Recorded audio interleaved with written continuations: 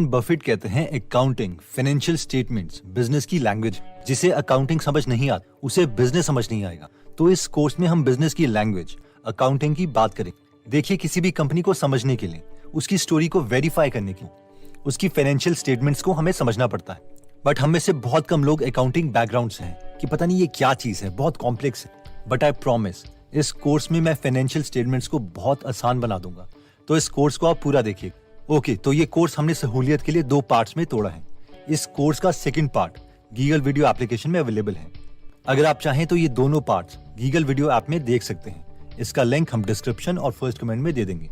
Anyways, let's start my dear brothers and sisters. पहले तो बस ये याद रखिए कि कंपनी ने पैसे कहाँ खर्च किए, कितना कमाया, क्या क्या खरीदा एक्सेट्रा 3 कागजों में लिखा जाता है। यानी ये कंपनी 3 रिपोर्ट्स बनाती है और ये 3 पार्ट्स हैं: इनकम स्टेटमेंट, बैलेंस शीट और कैश फ्लो स्टेटमेंट। अगर आप इनके नाम भी पहली बार सुन रहे हैं तो कोई बात नहीं, हम इन्हें बहुत इजी वे में समझेंगे। तो इन स्टेटमेंट्स को बहुत इजी वे में समझने के लिए आप इमेजिन करो कि एक दिन आप बर्गर किंग के बिजनेस से इंप्रेस हो जाते हो और आप सोचते हो कि यार मैं भी एक सिमिलर बिजनेस बनाऊंगा। इसलिए आप एक बर्गर का बिजनेस स्टार्ट कर। फिर आप सोचते हो कि यार मेरा गोल तो बड़ा बनने का, लेकिन मैं शुरुआत छोटे से करूंगा। पहले मैं एक ठेला खोलूंगा। हंसिए मत, बड़े गोल्स की शुरुआत ऐसे ही होती है। तो इस बिजनेस का नाम आप रखते हैं ग्रेट बर्गर प्राइवेट लिमिटेड। ओह, आपको पता चलता है कि आपके पास तो पैसे ही नहीं है, इसलिए आप अपने पहले बैंक के पास जाते हैं और वो हैं आपके डैड। इन शॉर्ट, आप अपने पापा से 5,000 रुपए लेते। बस इतने स्टेप्स में हम आपके business great burger private limited की बैलेंस शीट बनाते हैं। तो बेसिकली एक जगह हम लिखते हैं एसेट्स, यानी आपके बिजनेस के पास क्या क्या चीजें हैं, इंक्लूडिंग कैश या कोई सामान एक्सेट्रा। और एक जगह लिखते हैं लायबिलिटी, यानी आपके बिजनेस में ऐसी क्या क्या चीजें हैं जो आपको दूसरों को देनी, जैसे कि उधार एक्सेट्रा। तो अपने डैड से पैसे लेने से जस्ट पहले आपके पास 0 एसेट्स थे और 0 लायबिलिटीज थी, यानी कोई उधार नहीं। लेकिन जब 5,000 रुपए आपने अपने डैड से ले लिए तो आपके बिजनेस के पास कैश आ गया है, जिसे हम एसेट्स में लिखते। और क्योंकि आपने अपने डैड को प्रॉमिस किया है कि आप बिजनेस चलाने के बाद उन्हें ये पैसे दे देंगे, तो इसकी लायबिलिटी में हम लॉन्ग टर्म डेट लिखेंगे, यानी उधार, जो कि 5,000 रुपए। वाओ, कॉन्ग्रेचुलेशंस आपकी पहली फाइनेंशियल स्टेटमेंट बनाने की। अगर आपने एक चीज नोटिस की होगी तो इस वक्त आपकी कंपनी ग्रेट बर्गर के पास एसेट्स भी 5,000 रुपए के हैं और लायबिलिटीज भी 5,000 रुपए। और बैलेंस शीट में हमेशा ऐसा ही होता है, ये हमेशा सेम रहती है, बैलेंस रहती है, इसलिए इसका नाम भी बैलेंस शीट है। अब आप मार्केट जाते हैं और 5,000 रुपीज जो आपने अपने डैड से लिए थे, उसमें से 3,500 रुपीज का लकड़ी का टुकड़ा लेते हैं, कील की पेंटे वगैरह लेते हैं, क्योंकि इसी से आपका स्टैंड बनेगा। और इस स्टैंड के ऊपर आप लिख देते हैं ग्रेट बर्गर प्राइवेट लिमिटेड। साथ में आप 1,000 रुपए का बर्गर बनाने का सामान भी लेते हैं, जैसे कि बर्गर की ब्रेड, आलू, स्टोव एक्सेट्रा। और अब बताइए आपके पास कितने पैसे बचे? 5,000 माइनस 3,500 माइनस 1,000, यानी 500 रुपीज। वेरी ठीक सोचा। देखा, मैंने कहा था ना कि इतनी भी मुश्किल नहीं है फाइनेंशियल स्टेटमेंट। अब हम अगेन आपके बिजनेस की फाइनेंशियल स्टेटमेंट्स को अपडेट करते हैं। तो अब आपके एसेट्स में चेंज आएगा। क्यों? क्योंकि अब आपने 5,000 रुपए में से कुछ सामान खरीद लिया। तो पहले बात करते हैं कैश। कैश 5,000 रुपए में से 4,500 रुपए खर्च कर दिया है, तो अब आपके पास बचा 500 रुपए।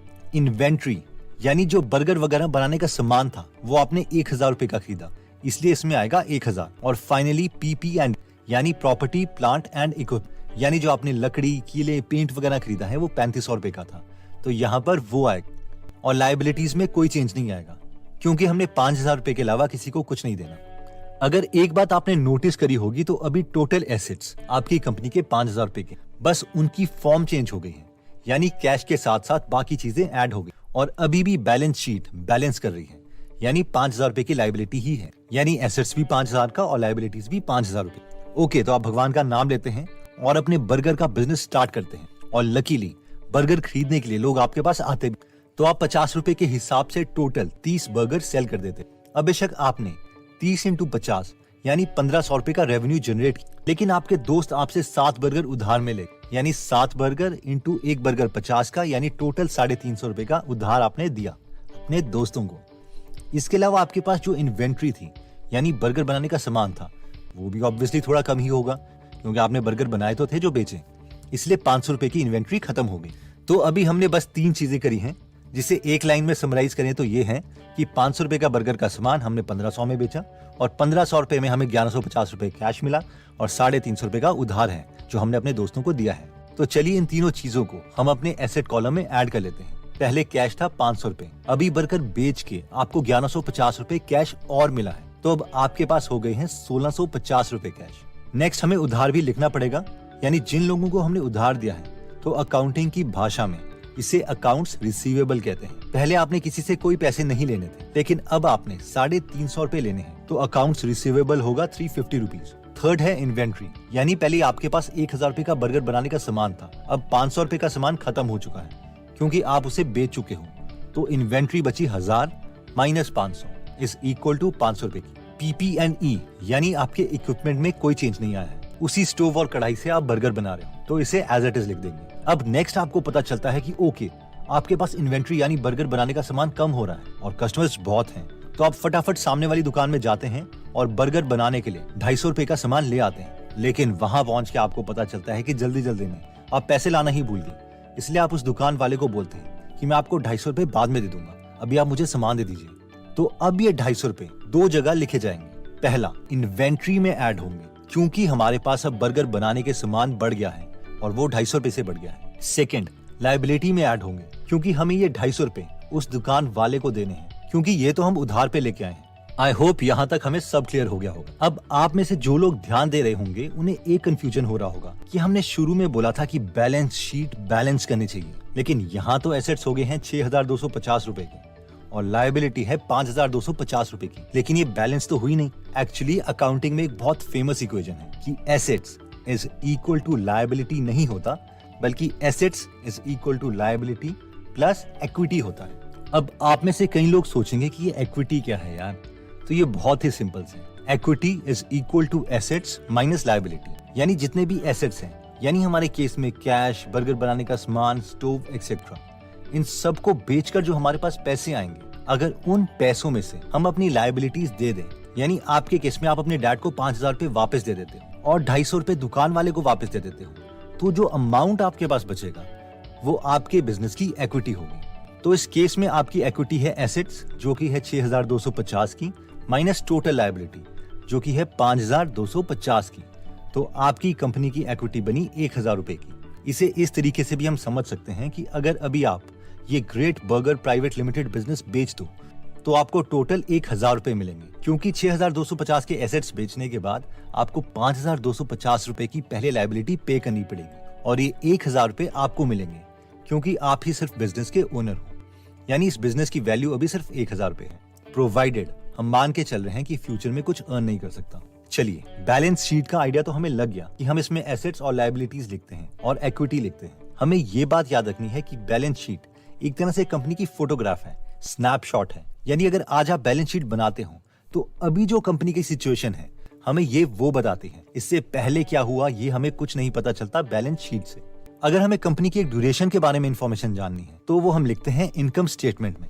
इनकम स्टेटमेंट अगर हमें आपके बिजनेस की बनानी हो तो वो इस केस में बहुत ही सिंपल दिखेगी। हमने 30 बर्गर सेल किए थे 50 रुपए के हिसाब से, तो 30 इंटू 50 इज इक्वल टू 1500 रुपए, ये हमारा रेवेन्यू है। और जो ये 30 बर्गर बेचने के लिए हमारा सामान लगा उसकी कॉस्ट थी 500 रुपए, यानी COGS, cost of goods sold, ये है 500 रुपए। तो हमारा प्रॉफिट हो गया 1500 minus 500 is equal to 1000 rupees. इतनी छोटी इनकम में हमें कोई टैक्स नहीं देना पड़ेगा, तो बस यही हमारी इनकम स्टेटमेंट है। अब अगर आपने नोटिस किया होगा तो आप देख सकते हैं कि इनकम स्टेटमेंट में तो हमारा प्रॉफिट आया 1000 रुपए, लेकिन अगर हम आपकी कंपनी की बैलेंस शीट देखें तो उसमें कैश 500 रुपए से 1650 रुपए हो गया, यानी 1150 रुपए बढ़ गया। क्या कुछ गलत है इसमें?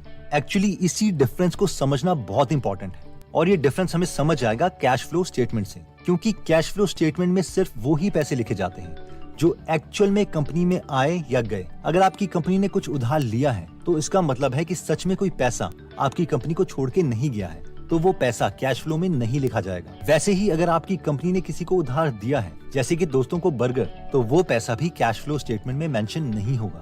तो चलिए आपके बिजनेस की कैश फ्लो स्टेटमेंट बनाते हैं। कैश फ्लो स्टेटमेंट बनाने के लिए हमें इनकम स्टेटमेंट की नेट प्रॉफिट से स्टार्ट करना पड़ेगा। तो इनकम स्टेटमेंट के अकॉर्डिंग नेट प्रॉफिट था 1000 रुपीज, लेकिन अब इसमें हमें वो सारा पैसा ऐड या सब्ट्रैक्ट करना है जो हमारे पास आया या हमारे से दूर गया। तो चलिए लेट्स फॉलो द मनी, पैसे पर नजर रखिए। तो आपने 250 रुपए का बर्गर का सामान खरीदा, यानी पैसे आपके पास से गए, तो हम माइनस 250 रुपीज कर सकते हैं। लेकिन अब क्योंकि ये हम उधार में लाए थे तो 250 रुपीज इसमें ऐड भी करेंगे। इन शॉर्ट अभी हमारे पास से कुछ भी पैसे नहीं गए, लेकिन फिर भी हम इन दोनों एंट्री को कैश फ्लो स्टेटमेंट में दिखा सकते हैं। Inventory purchased plus 250 rupees, accounts payable यानी अभी हमें किसी को पैसे देने हैं, वो आएंगे माइनस 250 रुपीज। इसके अलावा हमने 500 रुपए के बर्गर सेल किए थे, यानी हमारे पास 500 रुपए आए थे, तो हम इसमें 500 रुपए ऐड करेंगे। और साथ ही साथ 350 रुपए के बर्गर के पैसे तो अभी तक हमने अपने दोस्तों से लिए ही नहीं, तो इसमें हम 350 रुपए सब्ट्रैक्ट करेंगे। तो इन दोनों एंट्रीज को भी हम कैश फ्लो स्टेटमेंट में लिख लेते हैं, जो कि है इन्वेंट्री सोल्ड यानी बर्गर जो सेल करे प्लस 500 रुपीज, अकाउंट्स रिसीवेबल यानी पैसे जो अभी तक हमें मिले नहीं है, वो आएगा माइनस 350 रुपीज। तो अब इन सबको ऐड करके ऑपरेटिंग कैश फ्लो जो हमारे पास बचा है वो है 1150 रुपए। आई होप अब हमें क्लियर हो गया होगा कि net profit actual cash flow से इसीलिए डिफरेंट है क्योंकि हमने एक पर्टिकुलर तरीके से अपना बिजनेस चलाया है, यानी इस केस में हमने उधार लिया भी है और उधार दिया भी है। इससे पहले कि अगली वीडियो में हम किसी रियल कंपनी की इन तीनों फाइनेंशियल स्टेटमेंट्स देखें, हम पहले इस वीडियो के मेन कॉन्सेप्ट्स को रिवाइज कर लेते हैं। इस वीडियो में हमने देखा कि कंपनी की बैलेंस शीट कंपनी की क्रेडिट रिपोर्ट है, हमें ये बताती है कि कंपनी की अभी लायबिलिटीज क्या है, यानी उसे क्या क्या देना है, और कंपनी के एसेट्स क्या हैं, यानी कंपनी अभी क्या ओन करती है। इसके साथ ही हमने देखा कि बैलेंस शीट कंपनी की स्नैपशॉट की तरह है, यानी एक फोटो की तरह। बैलेंस शीट कंपनी के सिर्फ एक मूवमेंट को कैप्चर करती है, कंपनी के साथ पिछले कुछ महीनों क्या हुआ ये इससे पता नहीं चलता। इसके बाद हमने इनकम स्टेटमेंट देखी जो हमें बताती है कि कंपनी ने एक ड्यूरेशन में कितने पैसे कमाए और कितने पैसे खर्चे। तो अगर हम किसी कंपनी की क्वार्टरली रिपोर्ट देख रहे हैं तो इनकम स्टेटमेंट हमें पूरे 3 महीनों का हिसाब किताब बताएगी। इसके बाद हमने कैश फ्लो स्टेटमेंट देखी जो बताता है कि एक्चुअल में कितना पैसा कंपनी से गया और कितना उसके पास अभी एक्चुअल में है। ओके दोस्तों, अगर आप इस कोर्स का नेक्स्ट पार्ट देखना चाहते हैं तो वो आप हमारी गीगल ऐप से देख सकते हैं। जल्दी हम आपसे दोबारा मिलेंगे। जय हिंद।